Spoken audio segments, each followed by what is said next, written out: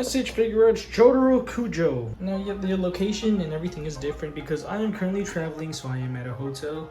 And this guy happened to arrive at the time that I was leaving, so I thought, why not do a review on him while I'm gone, you know?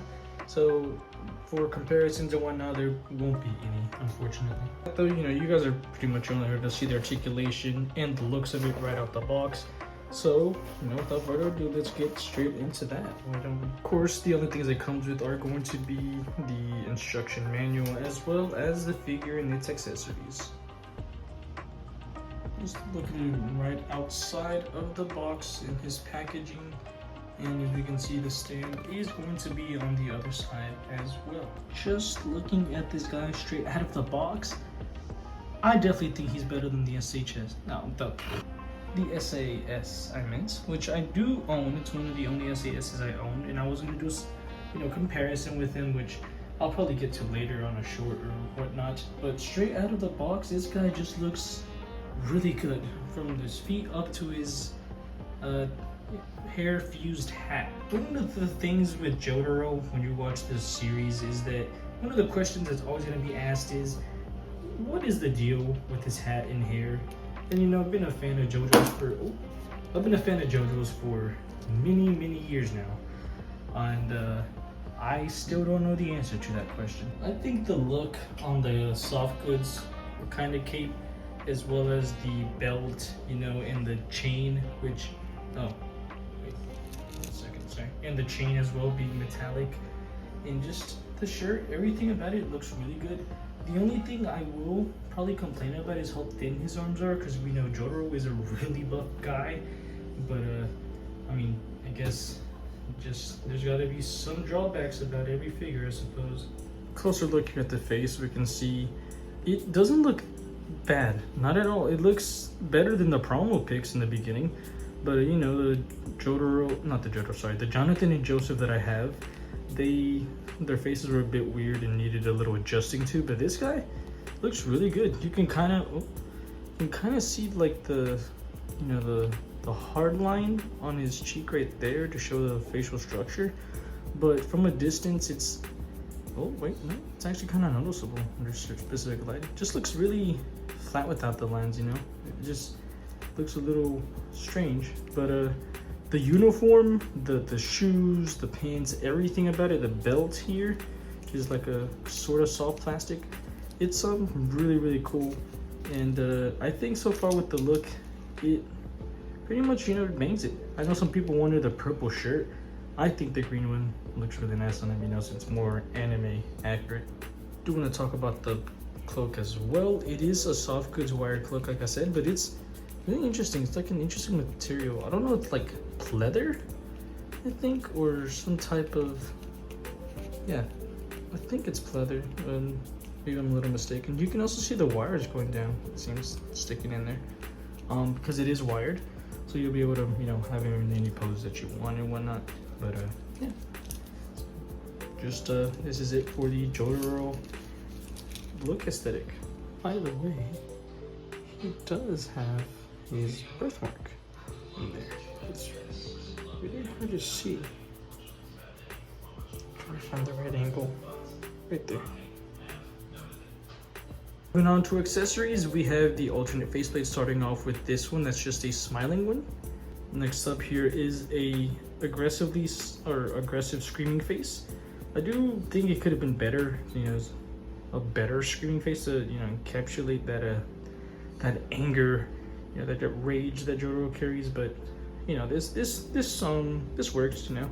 Could have been better, as always with the faces, but I'm pretty sure after a few poses and after some time I'll get, you know, used to these faces. He also does come with a pair of chopping sort of karate chop hands, some aggressive sort of semi-closed hands, kind of like a come at me type deal, or it just kind of, I mean, maybe he could hold something really big, but not really.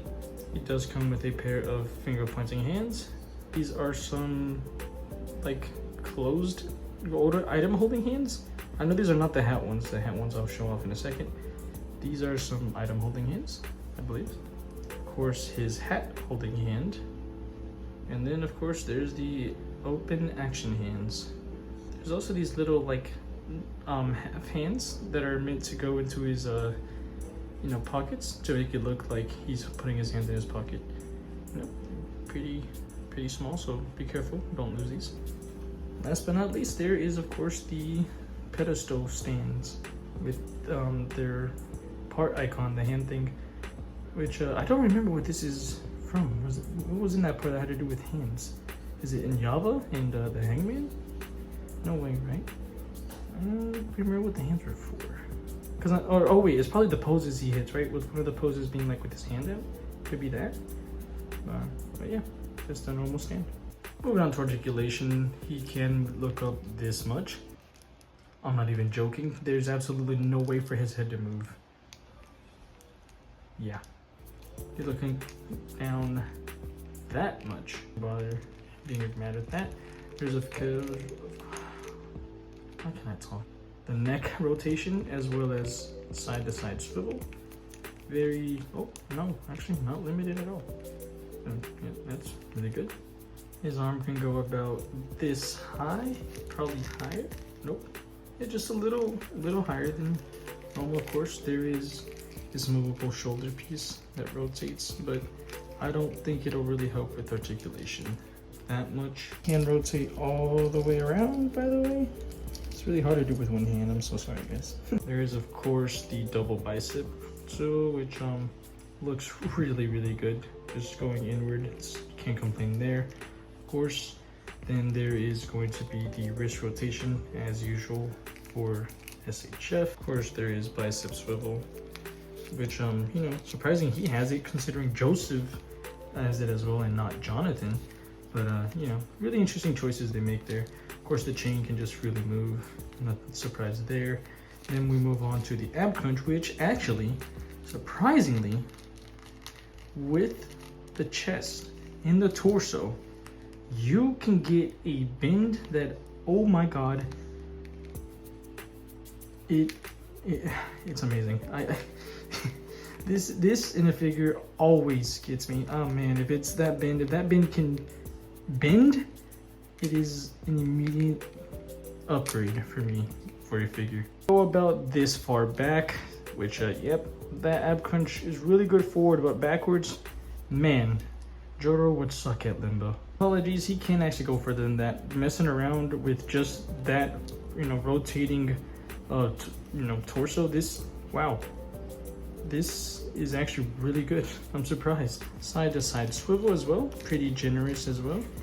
And of course, there is upper half rotation. That's always really good.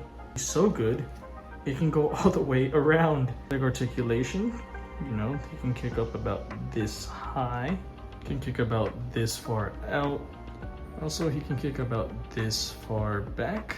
You can see there is a rotating thigh swivel, and there's the little pocket for the little nugget hands.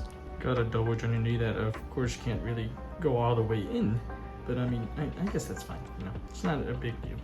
And of course he does have the ankle articulation as well as toe joints, which honestly for the legs, Jotaro does not need to be doing all that much anyway, since you know his main ability is with raw strength on his upper half and star platinum.